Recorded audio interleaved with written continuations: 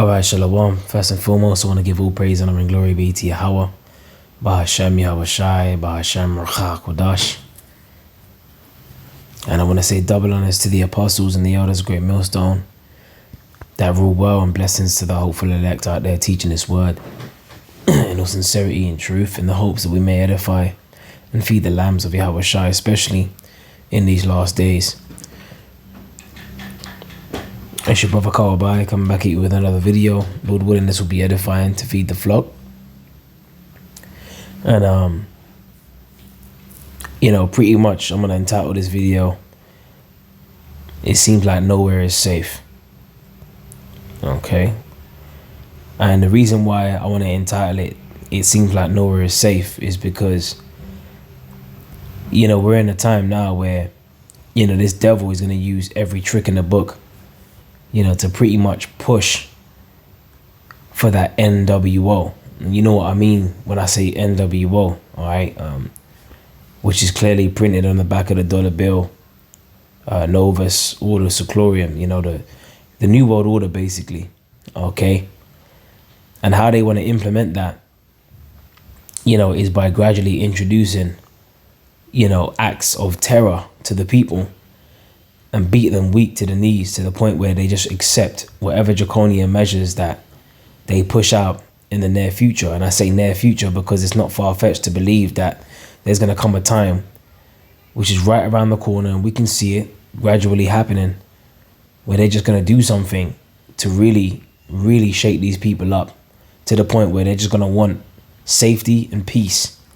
And the scripture clearly says in what the Apostle Paul said in 1 Thessalonians, the 5th chapter. All right. It says, verse 3, For when they shall say peace and safety, then sudden destruction cometh upon them. See, when these people are in that peace and safety spirit, this is when the Lord is going to pretty much introduce them to a sudden, how can I say, an element of shock and horror, or a condition of complete despair,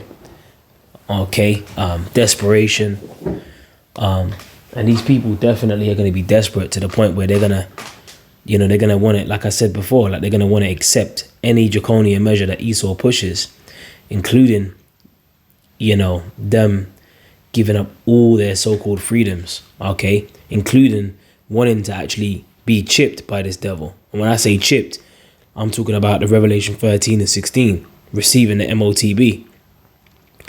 The MARK, of the beast. All right. And that's, really them doing that's a declaration of them saying peace and safety. They're saying, look, for safety and peace, we're willing to, be chipped. Man, every time I'm doing a lesson, give me a second. I'll have to get this door. Yeah, sorry about that. I just had to go and answer the door. I live in an apartment with a lot of stairs, so excuse me, so I'm out of breath. Okay. But it always happens when you're doing a video.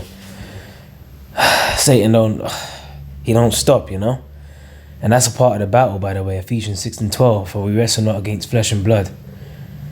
Now you might say, oh, it's just a doorbell, but it's like, if you knew sometimes what we have to go through, just to put these lessons together, stay in the zone and, hit the record button and get in the spirit. And then all of a sudden, because this is the second day or the second time in a row that this has happened once I've done a video.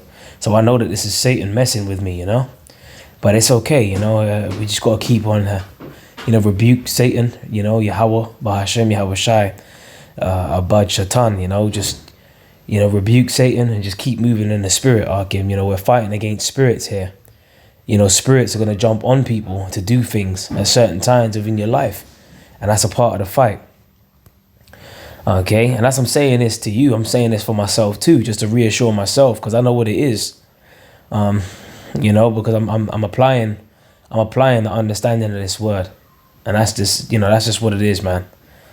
All right, so let's go back into let's see. Satan must not want this lesson to be done I mean, and the apostle, he's done a lesson on this. The brother, GMS, contrition is key.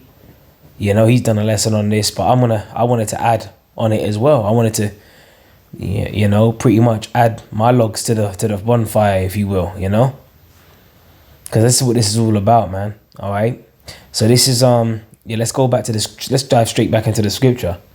1 Thessalonians 5:3. For when they shall say peace and safety, then sudden destruction cometh upon them, as travail upon a woman with child, and they shall not escape. So, these people out here, they want that peace and safety. Their open declaration of submission, towards Esau and his beast system, is to receive that MOTB. And that's them declaring, that he is their God. All right. That's them declaring that, they ain't going to be safe. They have no faith. They're declaring that they're faithless. The wicked of our people, they're pretty much declaring that they're faithless. And that they only trust in the devil. All right. Well, the scripture says never trust an enemy, because although they might think that they're going to be safe when they receive the MOTB, well, we know differently. The scriptures speak about the judgment for taking that. And also the scriptures also speak about the noisome and grievous sore that's going to come upon them that take their MARK, that take the chip. All right. When you go into that word sore in the Greek, is helkos, which means a wound producing a discharge or a pus. So these chips that people receive, they're going to be producing radiation poisoning. All right. And it's going to produce a discharge or a pus underneath the flesh. So these are the things that we're up on game on in the spirit. All right. And that's why we're not in that peace and safety vibration.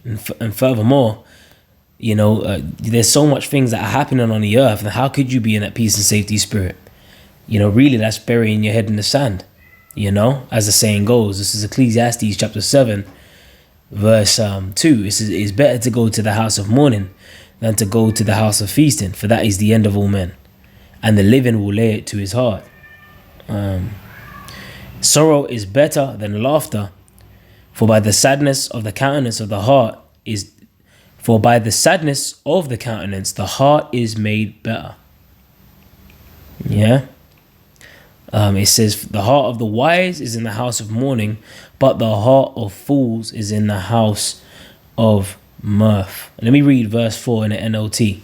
It says, a wise person thinks a lot about death, while a fool thinks only about having a good time. And you see, that's that do as thou wilt vibration, that party and bullshit type of spirit, that YOLO spirit. For the most part, the 2/3 over there in America, they're in that YOLO spirit. The wicked of our people, they're in that party and bullshit spirit. Okay, they ain't thinking about the times that are coming. They're burying their head in the sand. And this is why I wanted to add on this article here, because they're really conditioning you to expect attacks in the near future. All right.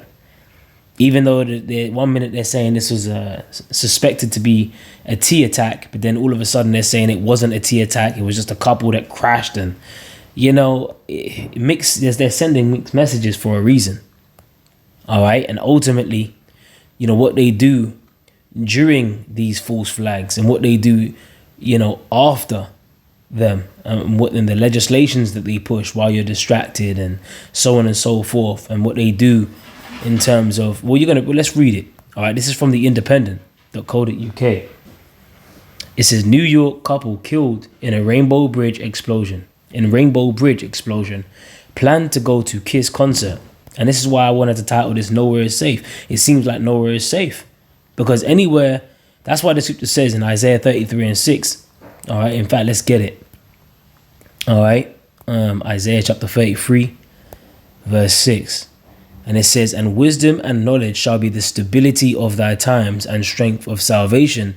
The fear of the Lord is his treasure. So applying and knowing this wisdom and this knowledge is going to keep us stable in these last days. All right. So we got to treasure the fear of the Lord, because ultimately this is going to make us wise unto salvation. But you see, people that don't have this wisdom, knowledge and understanding, they're really just meat puppets. They're walking around. They're in the congregation of the dead. All right, like the scripture says, the man that the elder Apostle Gabar mentioned in his video, The man that wandereth out of the way of understanding shall remain in the congregation of the dead. So if you don't have this wisdom, this knowledge, and this truth, then you're really just a walking meat puppet. You're really walking around and you're just waiting to be destroyed. Okay, and there's a lot more people that are just walking meat puppets than are going to be saved in these last days. You know how we know that? The scripture says many are called, but few are chosen. The scriptures speak about the wide gate and broad is the way that lead to destruction in Matthew the 7th chapter. All right, so we got to take this deadly seriously, man. And when I say this, I'm talking about this truth. It says FBI and New York Governor Kathy Hochul said that there are no signs that the incident was T related, and this is only put up or updated 51 minutes ago. It says a deadly crash at the border crossing between the U.S. and Canada is believed to have involved a New York man and his wife who had planned to attend a Kiss concert in Toronto on Wednesday night. Law enforcement sources told CNN that the couple, who have not been identified but were said to have lived in Western New York, was traveling at speed in their Bentley when the car rammed into the Rainbow Bridge crossing, killing them both.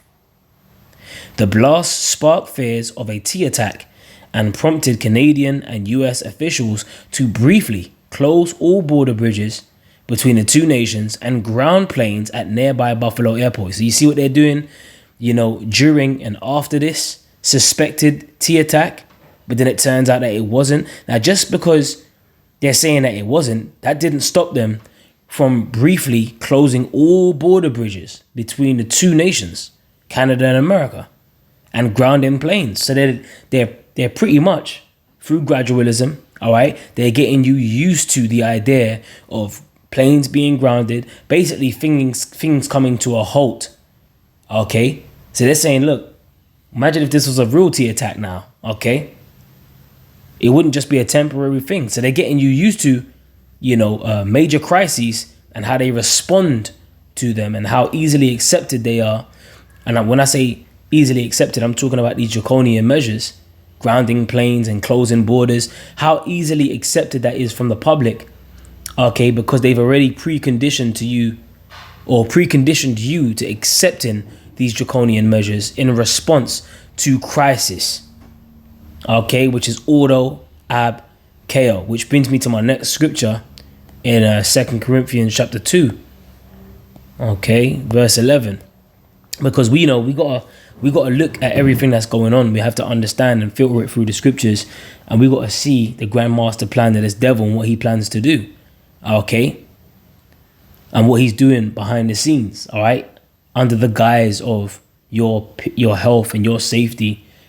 We need to eliminate more of your so-called freedoms. We need to ground planes. We need to close borders, okay, or in response to a pandemic, we need to put you under lockdown. We need to, you're not allowed to go from one place to another. You can't see your family members. No, you can't see your grandma. You can't see your aunties, your uncles, your cousins. You can't go to this place and that place. See, that's complete.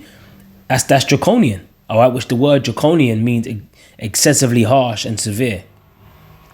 But we know that it's all happening according to biblical prophecy. All right, and I'm going to get two scriptures. There's one in the Apocrypha as well, which I want to hold, which I'm already there. Beautiful.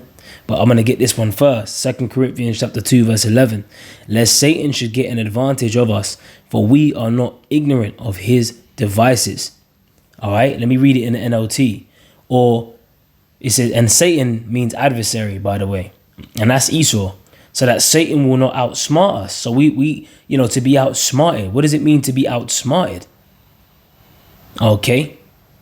So Satan would not outsmart us. Let's look up that word outsmart. Define outsmart. It says defeat or get the better of someone by being clever or cunning. You see that? And Esau, one of his traits is that he was what? A cunning hunter. Okay, and that's spiritual. I didn't even know it was even going to go into that word, cunning. But I'm going to go ahead and read you, is it Genesis 27, I believe? Or is it 25? Might be 25. Let me see. Right, so let me start from Genesis 25 and 21. And Isaac entreated the Lord for his wife because she was barren, his wife Rebekah, okay? And the Lord was entreated of him, and Rebekah his wife conceived, meaning she took in seed. And the children struggled together within her, and she said, if it be so, why am I thus? And she went to inquire of the Lord. And the Lord said unto her, 2 nations are in thy womb, and 2 manner of people shall be separated from thy bowels. And one people shall be stronger than the other people, which we know who's stronger than who when it comes to Esau and Jacob, right? When it comes to you so-called blacks, Negroes, Latinos, Native Americans, okay, or versus Esau, Edom, the so-called white man, we know who's superior, okay? Even from the jump, just the fact that we got melanin, okay, and they lack melanin, they got an industry that thrives off of making money from the public of people that lack melanin, all right, that need to get tans, that go to tanning salons, all right, because to have melanin, man, that's actually a good thing, So already just off the bat, they're inferior just off that. All right, because what they have is leprosy. Okay, to have lack of melanin is leprosy. That's why when you read in the book of was it Numbers 12? I want to say Numbers 12. When you go back to when Miriam was bucking up against Moses, the Lord pretty much stripped her of her pigmentation, and she became leprous as white as snow. All right, so that's what it means to be leprous, okay, when you get stripped of melanin. So Esau is a leper, okay, he's a clean leper, if you will. All right, he was stripped of that melanin, okay. It says, and the one people shall be stronger than the other people, and the elder shall serve the younger. All right, and when her days to be delivered were fulfilled, behold, and that's why the scripture says Esau is the end of the world, and Jacob is the beginning of it that followeth. You see, the reason why Esau's moving with great wrath, because he knows that he has but a short time, is because he can see, that what the prophets are out there, they're coming with a message of the downfall of his empire. So they're having to move quick, okay? And this is why they're getting sloppy. This is why they're, they're pushing out these unrighteous decrees, even, thick and fast and hot and heavy. All right, because we're at the time of the end. All right, because Esau wants to establish this NWO now. He's trying to get it off the ground now. And we know what's going to happen when that happens. Like in the book of Job, when he's about to fill his belly, the Most High shall cast the fury of his wrath upon him. All right.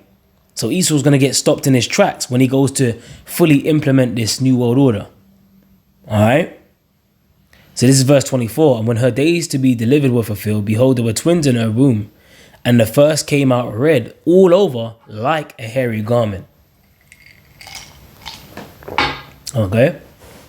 So the first came out red all over like a hairy garment. Because back in those days, the scriptures speak about ram skins dyed red. Okay, they used to dye ram skins red. Okay, that's why it says like a hairy garment. Because you would have had garments back then that was dyed red. Okay.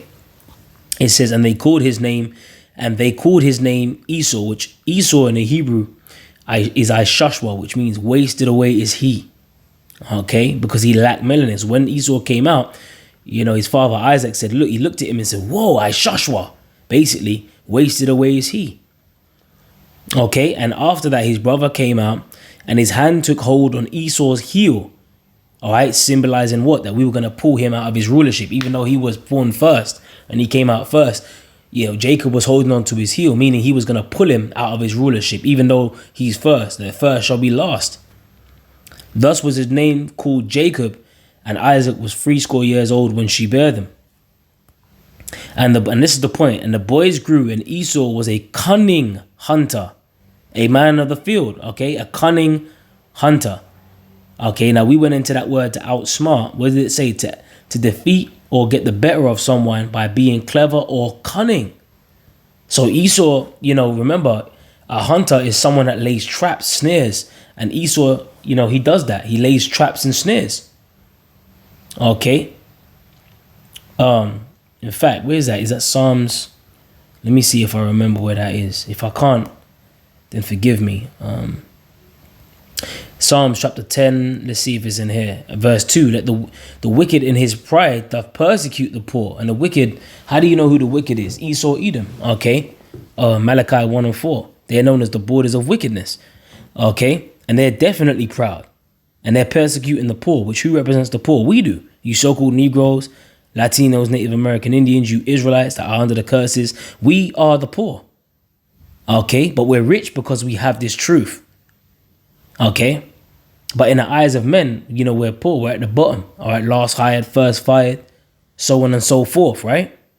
Let them be taken in the devices that they have imagined. Okay, let them be taken in them devices. So the Lord is going to outsmart them, even though they think that they're being cunning and they're being smart and they're outsmarting us. The Lord is going to outsmart them because it's not possible to deceive the very elect. Remember, the scripture says that, man. Okay, to the elect are not going to be deceived, okay, with these cunning devices of Esau, Edom.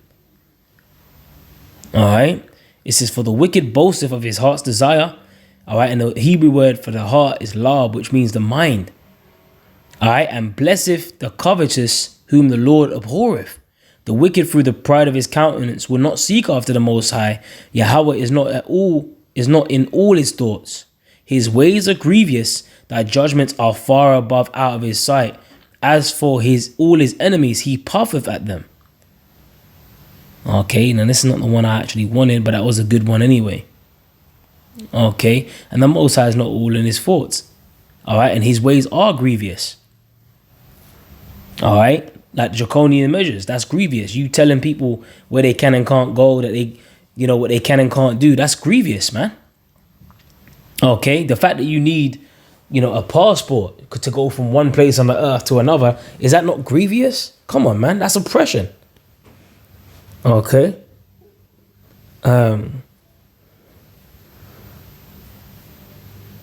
Where's the one I wanted to get? I don't know I think it was this one.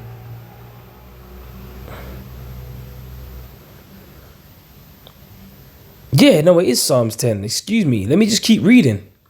See, I knew it was in this one. Right, so Psalms 10 and 6 now. It says, he hath said in his heart, I shall not be moved, for I shall never be in adversity. So that's Esau's mentality. He doesn't believe he's going to ever be in adversity. See, the scripture says in Psalms 49 and 11, their inward thought is that their houses shall continue forever. They call their lands after their own names, basically. Esau, his inward thought is that he's going to have a perpetual, endless rulership on the earth. Well, that's futile, man. And here it is. You had all these previous kingdoms. You even had the Medo-Persian Empire, which had even more provinces than Esau has today. Because Esau, back in the time of Medo-Persian Empire, there was 127 provinces, man. All right, it was a vast empire. Okay, the movie 300 shows you that with the Persians. Okay, but then here it is. Esau, he thinks his kingdom's gonna stand forever. Now the reason why I brought that up is because the Medo-Persian Empire is no more today. They rose to a certain point and they came crashing down, and it's gonna be no different. Like the Greeks, they took over after the Medo-Persian Empire. Okay, you had the Battle of Gaugamela, you had Darius. Alexander the Great came up after him. And then, the Greeks went down. Then you had the Roman Empire. The pagan Roman Empire went down. So, what goes up must come down. But you see, the Lord is about to set up a kingdom on the earth that's never going to be destroyed. And that's Yahweh's kingdom. All right? What's that? Daniel, the 2nd chapter.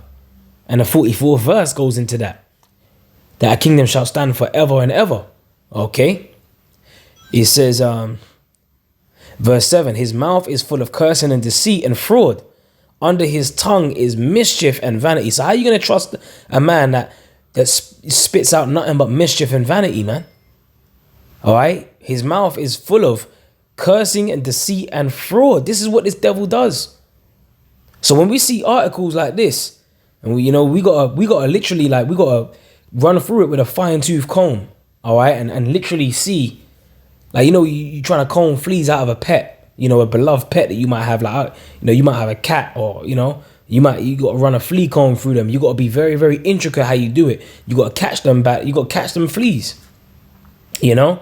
And Esau, man, he's got like fleas embedded all throughout, you know, his mainstream media, and you know, that he pushes out there to deceive the people. We got to comb through it. We got to catch them fleas, man. Okay, we got to see what he's really doing. That's why, again, the Apostle Paul, he actually encouraged us to remain circumspect, man. It's like Ephesians chapter 5 and 15. All right, it says, see then that you walk circumspectly, not as fools, but as wise, redeeming the time, because the days are evil. Wherefore be ye not unwise, but understanding what the will of the Lord is. And the word circumspect means to look around you, to spectate circularly.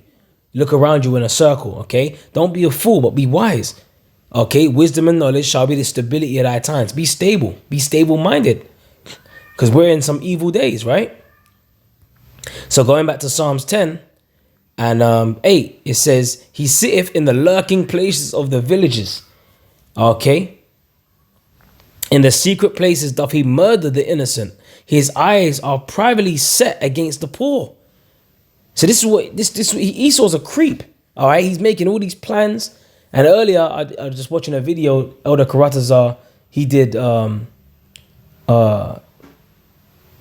GMS Vegas sit downs, and he did a video talking about you know, these AI weapons that are being, you know, that are going to be used to target humans.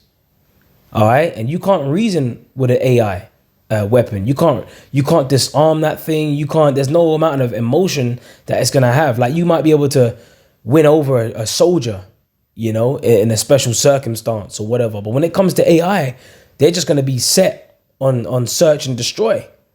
All right. So Esau, he's got, through that technology, he's got, which ultimately is the Most High's technology. See, what the Lord has done is he's used Esau, which is the sword of the Lord, on the left-hand side, to create these things. All right. And in these last days, they're going to be on search and destroy missions, and people are going to be dropping dead to AI robots, man. And if you think it's a joke, you just sit tight and you just wait and see what the prophets are saying is going to come to pass. The scripture says, right, though it tarry, wait for it, because it will surely come, it will not tarry. The apostles have been telling us these things, man. Okay, you think that they're putting these things like Terminator, you know, you think they're putting these things in these movies for a joke. Okay, they've already got like robots out there that cost 25,000 each to make, that, you know, they're saying that they're patrolling the streets of America, man. And I've done videos on that. One of them looks like one of them robots from fucking Doctor Who. All right, and them AI robots in Doctor Who, they used to go around, what they call the Daleks, exterminate. All right, and who are they looking to exterminate? You. All right, you think it's a joke? You might be laughing at it. He caught in Doctor Who. Does he think? Okay, we'll wait and see when they're actually real on an exterminate mission. Okay, remember the scriptures speak about the sword that's being sharpened, man. Ezekiel 21:9. And that's a part of him sitting in the lurking places of the villages. In the secret places doth he murder the innocent. Verse 8, right? His eyes are set privately against the poor. And the poor is us. He lieth in wait secretly as a lion in his den. He lieth in wait to catch the poor. That's what a cunning hunter would do. He doth catch the poor, and when he draweth him into his net. You see that? So this is what, you know, you got a net, you pretty much, you hunting. All right. In fact, let me read it, verse 9 in the NLT. It says, like lions crouched in hiding, they wait to pounce on the helpless. Okay. Like hunters. Okay. Esau is a cunning hunter, right? They capture the helpless and drag them away in nets. You see that? What do you need a net for? You need it to catch your prey. That's what you need a net for. Like, let's say you go fishing, you cast your net into the sea. You throw it in the sea to drag those fish, you know, out of their natural habitat, which is the sea. All right, in order to devour them. Okay, so this is what Esau is. He's a cunning hunter. And the ultimate device that he's going to use to hunt you people is that chip. All right, he's already showed you what he could do with Vicky's vindictive venom. you know, with the poison, you know, with the thing in the arm. And people already fell for that. And again, that's why the scripture says never trust thine enemy. The scripture says in Psalms 50, was it 55? Psalms 55 and 22. 21, excuse me. The words of his mouth were smoother than butter, but war was in his heart. His words were softer than oil, yet were they drawn swords. So this is what Esau's all about, man. Okay, he will speak smooth, slippery ass words to you. They're soft, you know, easy to digest, you know. And then when it digests, you know, hold on a minute. He didn't say that he was going to do this. Then all of a sudden, people just start dropping dead. But we didn't, you know. But that's not what you thought he meant, though, right? When he told you these smooth things. So you got to watch this devil. He speaks very slippery, and that's a part of them cunning hunter traits. Okay. So we got to be very, very careful, especially in these last days. Now, in response to this article, they said, like I said, it seems like nowhere is safe. The title of this video, right? Because they said that they had to close down, the border crossing between the US and Canada. Now that reminds me of that scripture in 2 Ezra 15. And I'm going to go straight to the point in verse 17. A man shall desire to go into a city and shall not be able. So this is biblical prophecy playing out at its finest, man. So we ain't making shit up when we're saying that we was taught these things and we believe them from our elders and our apostles. And they brought these scriptures down to us, man. See, the word has to be mixed with faith for you to believe it. That's why the scripture says, for what if some shall not believe? You out there, you are going to be helpless, defenseless, and you are going to get caught by that cunning hunter. You're going to be trapped.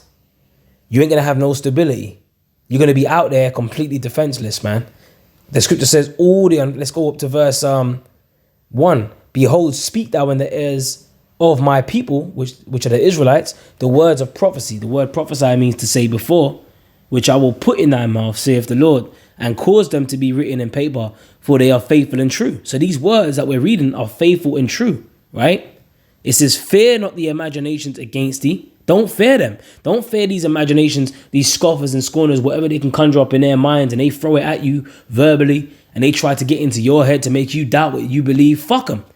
Okay? The scripture says, for what if some shall not believe, man? Let them go on with their vain imaginations, man, what they think to be real. Here it is. They're telling you, oh, you believe that? Oh, you believe in that? Yeah, that was written by a man, this and that, and whatever. But hold on a minute. What do you stand on? What's your beliefs? Why do you exist? What are you put on the earth for?